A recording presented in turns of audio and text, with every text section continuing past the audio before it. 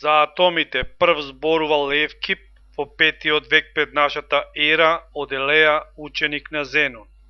Атомистичкото учење го развил Демокрит, кој живеел од 460 година до 370 година пред нашата ера од Абдера. Левкип и Демокрит не се согласувале со учењето на елејската школа за непостоење на небитието.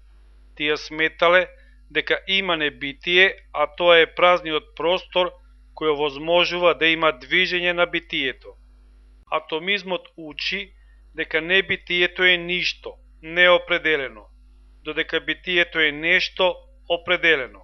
Зборот атом значи томос, неделиво, неделиво. Постојат различни атоми во различни форми, големини, квалитети, положба. Настанувањето на светот започнува со движење на атомите кои се судираат и така настанува првичниот вител во кој атомите може да се поврзуваат на разни начини, со што постојат безброј светови. Постојат неколку вида на суштества. Суштества кои владеат, богови, суштества со кои се владее, но и тие владеат, луѓето, и суштества над кои се владее, животните. Човекот представува микрокосмос, свет во мало.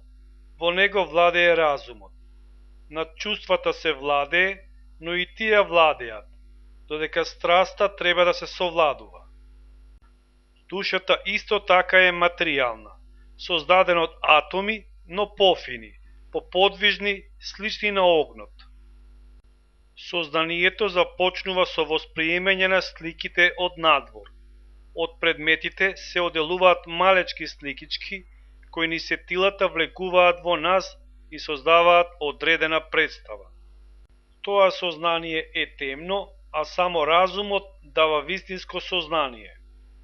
Најголемото добро за Демокрит е ефтимија, духовна ведрина, животна радост. Главниот метод за постигнување на ефтимија е мерата, умереност во барањата.